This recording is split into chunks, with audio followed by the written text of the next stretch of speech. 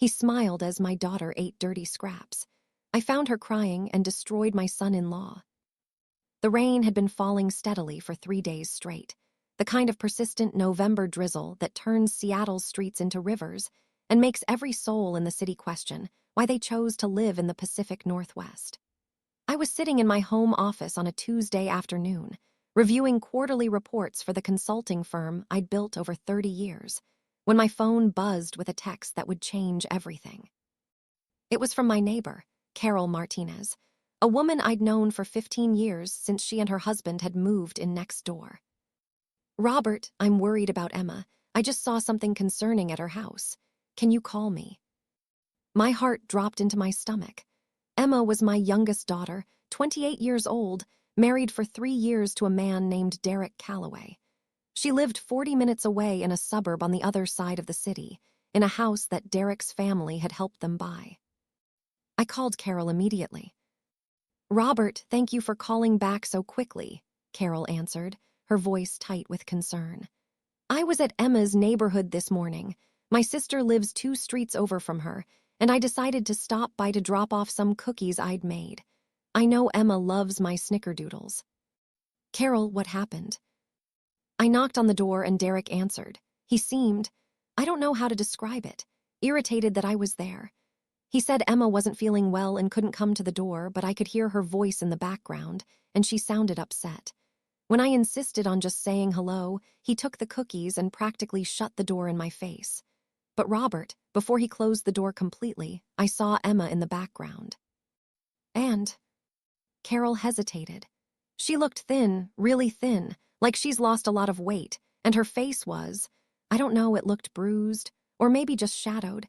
It was hard to tell from that distance, but something was off. And the way Derek was standing in the doorway, blocking my view, it felt like he was hiding something. I felt a cold dread settling over me. "Did you try to talk to Emma?" "I tried. I called out to her, asked if she was okay. She said she was fine, just had a stomach bug, but her voice sounded wrong, Robert. Shaky, scared almost. Derek put his hand on the door and told me she really needed to rest, then he closed it. I stood there for a minute, not sure what to do, and then I left." "When was this?" "About 2 hours ago. I've been debating whether to call you ever since. I don't want to overstep, but I also can't shake the feeling that something is very wrong." I ran a hand through my graying hair, my mind racing. "You did the right thing calling me. Thank you, Carol." "Are you going to check on her?" "I'm leaving right now." After I hung up, I sat there for a moment, trying to calm the panic rising in my chest. Emma, my youngest, my baby girl, the one who'd always been sunshine and laughter, the one who could light up a room just by walking into it. I hadn't seen her in almost 2 months. 2 months. How had that happened? I thought back, trying to remember the last time we'd spoken. It had been a brief phone call 3 weeks ago. She'd called to wish me happy birthday, but the conversation had been short, stilted. She'd said she was busy with work, that everything was fine, that she and Derek were doing great. I'd accepted it at face value because I was busy too, because I trusted that if something was wrong, my daughter would tell me. But what if she couldn't tell me? What if something had been preventing her? I grabbed my car keys and my jacket and headed for the door, my mind already spiraling through worst-case scenarios. I called my wife, Patricia, who was at her yoga class. "Robert, what's wrong?" She could always tell from my voice when something was off. "I'm driving to Emma's house. Carol saw her this morning and something's not right. She said Emma looked thin and possibly bruised, and Derek wouldn't let her see Emma properly." "What? Robert, that doesn't make sense. We just talked to Emma a few weeks ago. She sounded fine." "When was the last time you actually saw her? In person?" Patricia was quiet for a moment. "Her birthday, in September, that was... Oh God, that was almost 2 months ago." "Exactly. And how did she look then?" "She looked..." Patricia's voice trailed off. "She looked tired, and thinner than I remembered. But she said she'd been working out more, eating healthier. Derek made some comment about how he was helping her get in shape." Those words hit me like a punch. "I'm going there now. I'll call you when I know more." "I'm leaving yoga. I'll meet you there." "Patricia..." "She's my daughter too, Robert. If something's wrong, I need to be there. She was right, of course. Okay, drive carefully, the roads are wet. The drive to Emma's house felt like the longest 40 minutes of my life. Rain hammered against my windshield, and traffic crawled along the freeway. I kept thinking about the last time I'd really spent time with Emma, the last time we'd had a real conversation.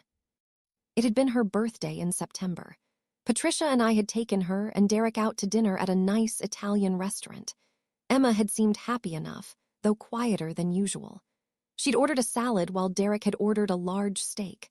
When Emma had eyed the bread basket, Derek had moved it away from her reach with a smile, saying something about how they were both watching their carbs. At the time, I'd thought it was just health-conscious behavior. Young couples often went on diets together, tried new fitness regimes. But now, replaying the memory, I saw it differently. The way Emma's face had fallen when he moved the bread, the way she'd picked at her salad, barely eating, the way Derek had dominated the conversation, speaking for her when I'd asked her questions about her work. How had I missed it? How had I been so blind? I pulled into their subdivision 45 minutes later, my hands gripping the steering wheel so tightly my knuckles were white. Patricia's car was already there, parked on the street in front of the house. She was waiting in the driver's seat, and when she saw me, she got out, her face pale and drawn. "I couldn't make myself go up to the door without you," she said. "What if Carol was right? What if something terrible is happening? Then we deal with it, together, come on." The house was a modest 2-story colonial in a nice neighborhood, the kind of starter home that young professionals buy with dreams of filling it with children someday. Derek's BMW was in the driveway. He worked from home as some kind of financial consultant, but Emma's Honda was gone. We walked up to the front door, and I rang the doorbell. Rain dripped off the small porch roof, and somewhere down the street, I could hear a dog barking. Footsteps approached from inside, and then the door opened. Derek stood there, looking polished and professional as always in pressed slacks and a button-down shirt. He was a handsome man in his early 30s, with perfect teeth and the kind of confident demeanor that had initially impressed me when Emma first brought him home 5 years ago. "Robert, Patricia, what a surprise." His smile was broad and welcoming, but I thought I detected a flicker of something else in his eyes. Annoyance, worry. "We weren't expecting you. Emma didn't mention you were coming by." "We didn't mention it to Emma," I said, keeping my voice level. "We were in the neighborhood and thought we'd drop in to see how you both are doing." "That's so thoughtful, but I'm afraid the timing isn't great. Emma's not feeling well. She's been fighting some kind of stomach bug for a few days. She's resting upstairs." "Then we'll keep our visit short," Patricia said, moving forward as if to enter the house. "We'll just pop up and say hello, make sure she has everything she needs." Derek stepped slightly to the side, but not enough to let us pass easily. "You know how Emma is when she's sick. She doesn't like people seeing her looking less than her best. Why don't I tell her you stopped by, and she can call you when she's feeling better?" "Derek," I said, and I let a note of steel enter my voice. "We're her parents. We're not going to avoid our daughter because she has a stomach bug. Now, are you going to invite us in, or do we need to have a problem here?" Something changed in Derek's expression. The friendly mask slipped just slightly, and I saw something cold underneath. But he stepped back and gestured us inside. Of course. I didn't mean to suggest you couldn't see her. I just don't want you catching whatever she has." We stepped into the house, and immediately I noticed things that seemed off. The living room was immaculate, too immaculate, like a showroom rather than a home where people actually lived. There were no dishes in sight, no magazines or books scattered around, no signs of daily life. Everything was perfectly arranged, perfectly clean. And it was cold, not temperature-wise, but emotionally. There were few personal touches, few photos, few of the little decorations and knickknacks that Emma had always loved collecting. "Emma's upstairs," Patricia asked, already moving toward the staircase. "Yes, in the bedroom, but like I said, she's really not feeling."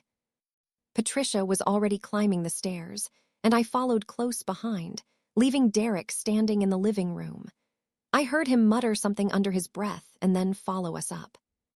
The bedroom door was closed. Patricia knocked softly. "Emma, sweetheart, it's Mom and Dad. Can we come in?" There was a pause long enough to make my heart race, then a soft voice, "Mom." Patricia opened the door, and what I saw made my blood run cold. Emma was sitting on the bed, wrapped in an oversized sweatshirt that dwarfed her frame. And Carol had been right. She'd lost weight. A lot of weight. Her face was gaunt, her cheekbones too prominent, her eyes sunken. There was a purple-yellow bruise on her left cheek that she'd tried to cover with makeup but hadn't quite succeeded. "Oh, honey," Patricia breathed, rushing to the bed and sitting beside Emma, pulling her into a hug.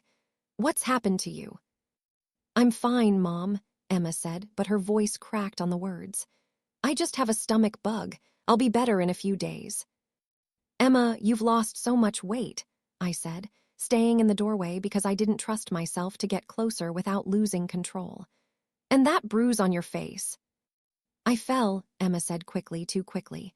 "In the bathroom, slipped on the wet floor. I'm so clumsy." "Emma," I looked at my daughter, really looked at her and saw fear in her eyes.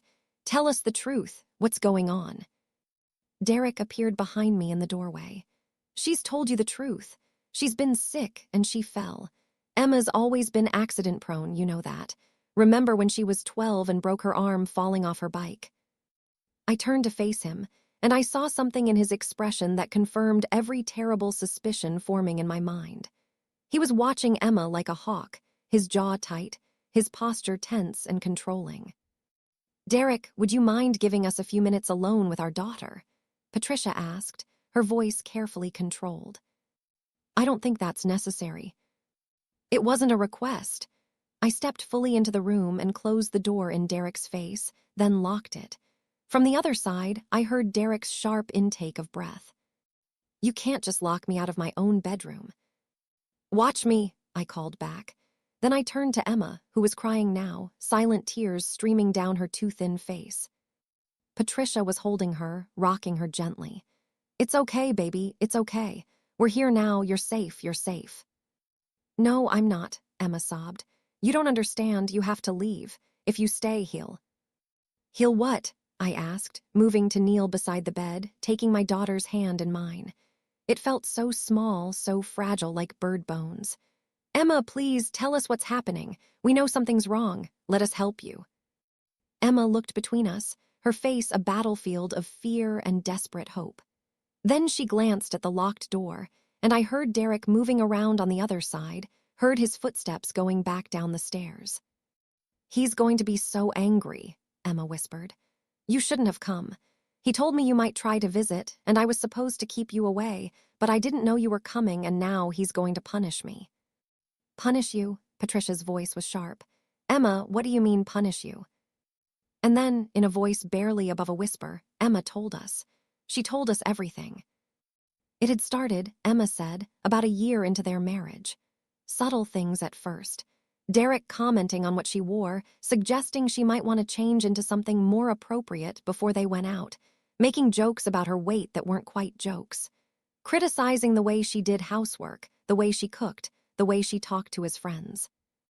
"I thought he was just being particular," Emma said, her voice hollow. "He'd always been kind of perfectionist about his own life, and I figured he just wanted our home to be nice too. I tried to do better to be better." But the criticism had escalated. Nothing Emma did was ever good enough. The house was never clean enough, even though she spent hours every day scrubbing and organizing.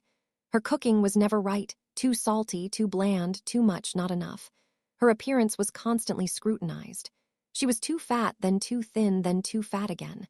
Her clothes were wrong. Her hair was wrong. Everything about her was wrong.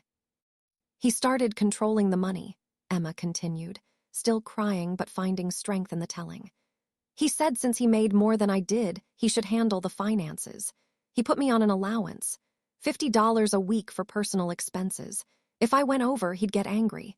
If I asked for more, he'd make me explain in detail what I needed it for, and usually he'd say no." Patricia's face had gone white.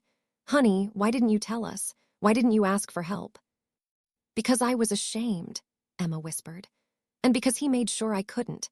He started monitoring my phone, my email, everything. He put tracking apps on my phone so he always knew where I was. If I went somewhere without telling him, or if I was somewhere other than where I said I'd be, he'd call me immediately, demanding to know where I was and who I was with. He isolated you, I said, the pieces clicking together in my mind. The missed family dinners, the canceled plans, the way you've been pulling away from us, that was all him, wasn't it? Emma nodded. Every time you'd invite us to something, he'd find a reason we couldn't go. Or he'd say yes, and then at the last minute, he'd start a fight about something, get me upset, and then say I was too emotional to go out. Or we'd go, but he'd criticize me the whole way there, tell me all the things I wasn't allowed to say or do, and I'd be so anxious that I could barely function. After a while, it was easier to just make excuses not to see anyone. My hands were shaking. I'd been a father for 30 years, had raised 3 daughters, had taught them to be strong and independent and to never let anyone diminish them. And somehow, my youngest daughter had ended up trapped in an abusive marriage, and I'd been too blind to see it. The food thing started about 6 months ago, Emma continued. He decided I needed to lose weight. He started controlling what I ate. Small portions, mostly salads and vegetables. He'd eat regular meals in front of me, steaks, burgers, pasta, but I get a small salad or a piece of grilled chicken. If I tried to eat more, or if he caught me sneaking food, he'd punish me. How? Patricia asked, though from her tone I could tell she was afraid of the answer. Emma pulled up the sleeve of her sweatshirt, revealing a series of small circular scars on her forearm. Burn marks. Cigarettes, she said flatly. He doesn't smoke normally, but he bought a pack specifically for this. When I disobeyed, when I ate food I wasn't supposed to or did something else that angered him, he'd burn me. Places where no one would see. My arms, my stomach, my back. I felt like I was going to be sick. This man I'd welcomed into my family, had shaken hands with, had trusted to care for my daughter, was torturing her. Deliberately, systematically torturing her.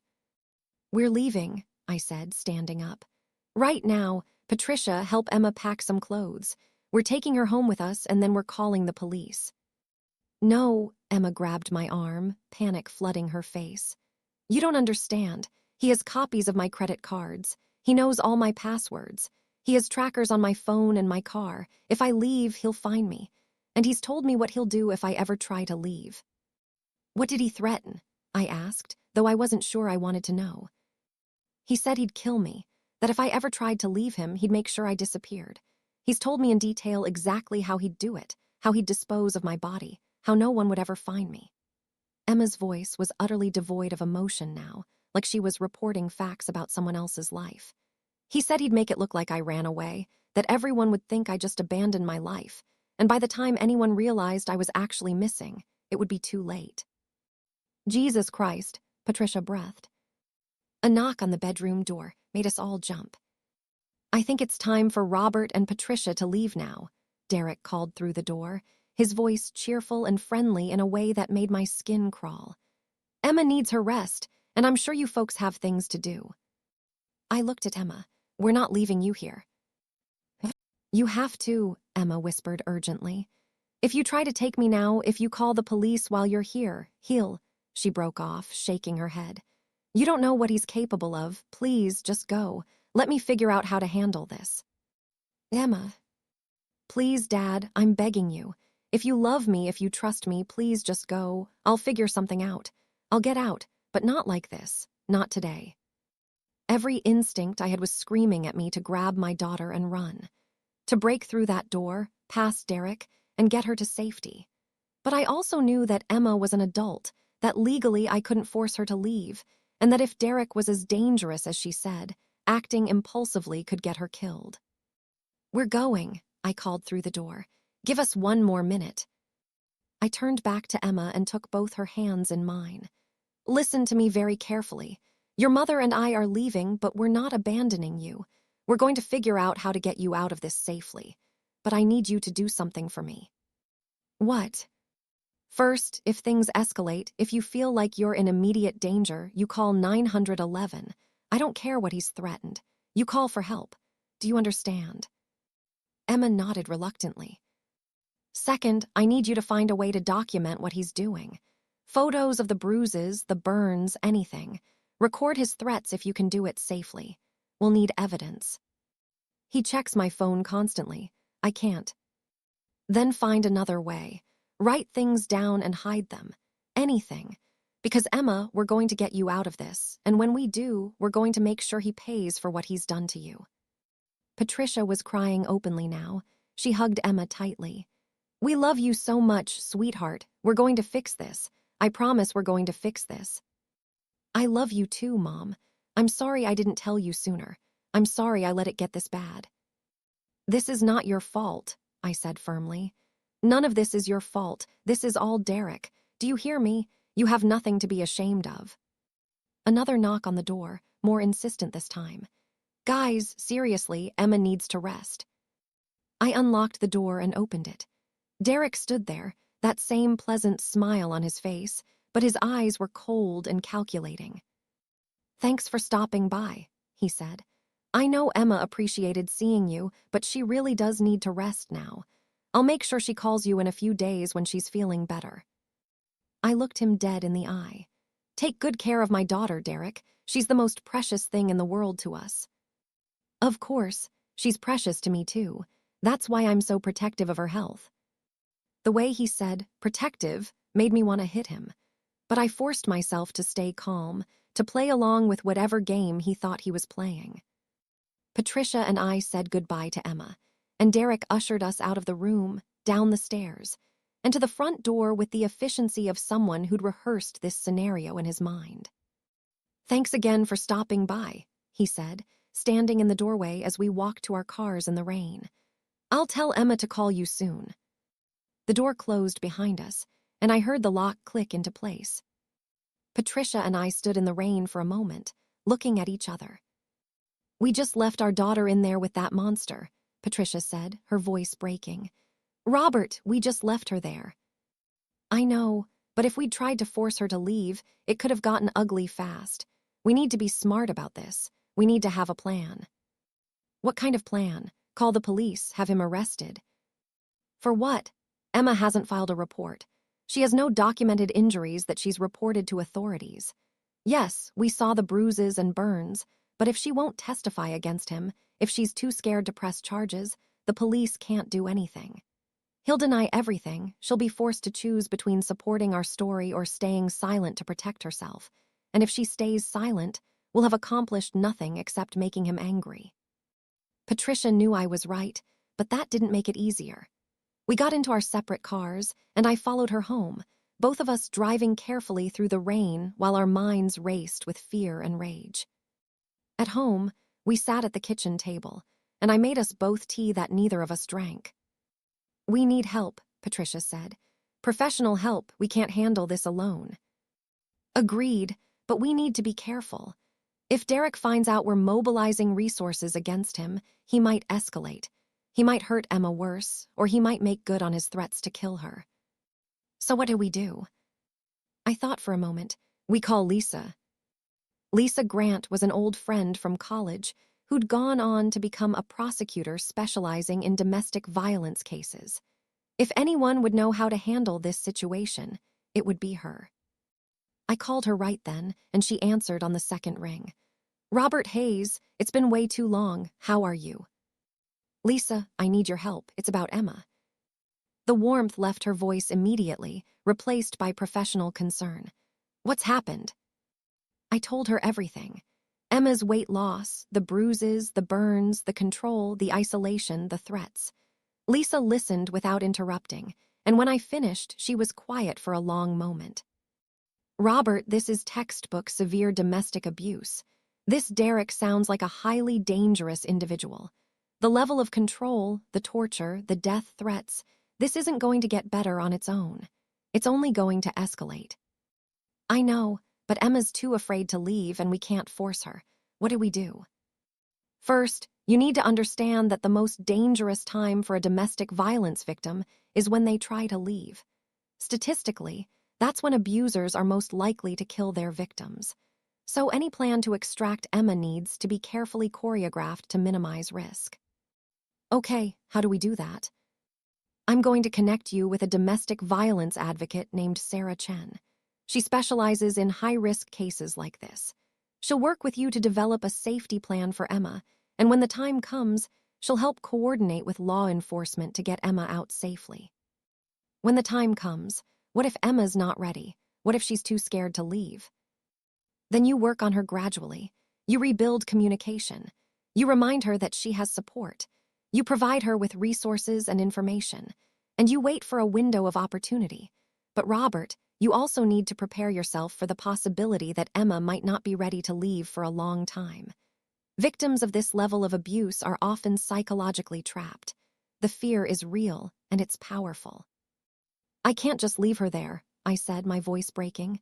She's my daughter. I know, and we're going to do everything we can to help her. But this is a marathon, not a sprint. You need to be patient and strategic. After I hung up with Lisa, Patricia and I sat in our kitchen, holding hands across the table, feeling helpless and horrified. I should have seen it sooner, Patricia said. All the signs were there. The weight loss, the isolation, the way she changed. How did I not see it? Because we trusted Derek. Because we believed Emma when she said everything was fine. Because abusers are good at hiding what they do. I squeezed her hand. This isn't our fault either. This is all Derek. My phone rang. Sarah Chen, the domestic violence advocate Lisa had mentioned, calling already.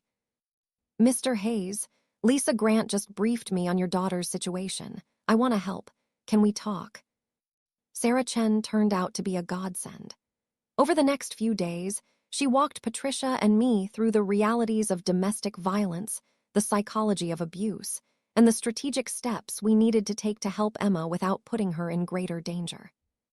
The first thing you need to understand, Sarah said during our first meeting at her office, is that your daughter has been systematically broken down. Derek has spent years destroying her sense of self, her confidence, her independence. He's isolated her from her support system, made her financially dependent on him, and convinced her that she can't survive without him. On top of that, he's threatened her life.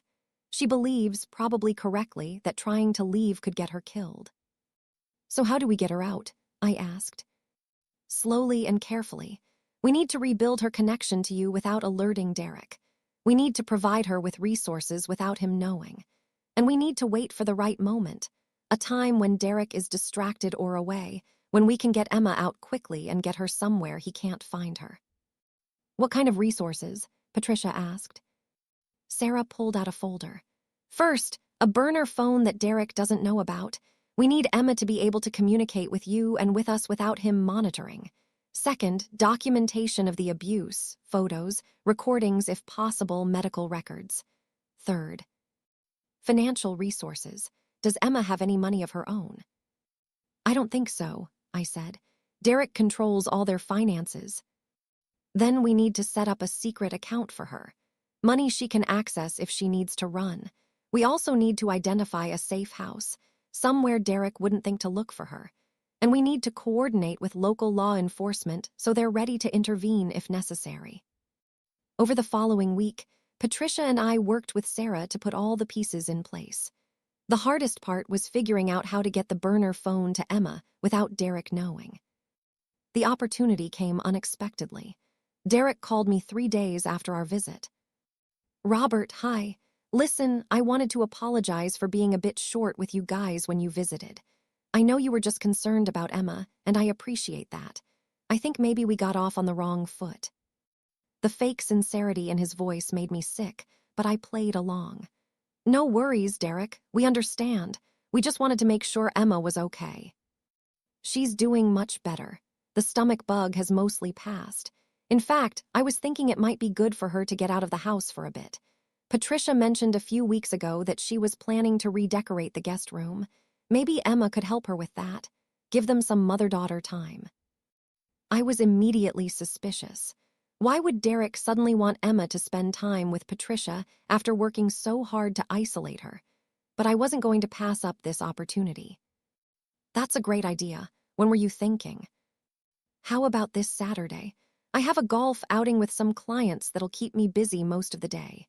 Emma could come over in the morning and stay for lunch. We'd love that. I'll have Patricia call Emma to coordinate. After I hung up, I immediately called Sarah. Derek just offered to let Emma visit us on Saturday. Why would he do that? A few possibilities, Sarah said.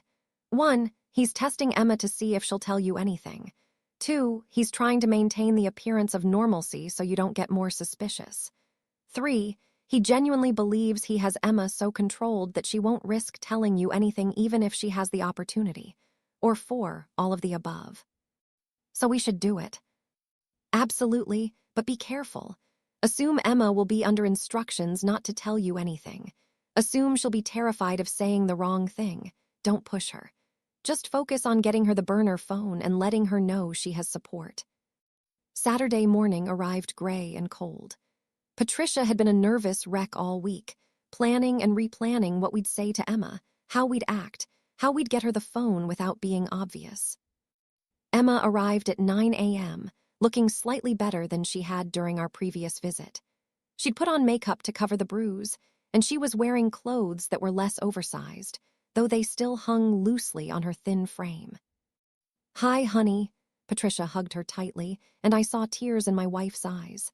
"I'm so glad you're here. I've really missed you." "I missed you too, Mom."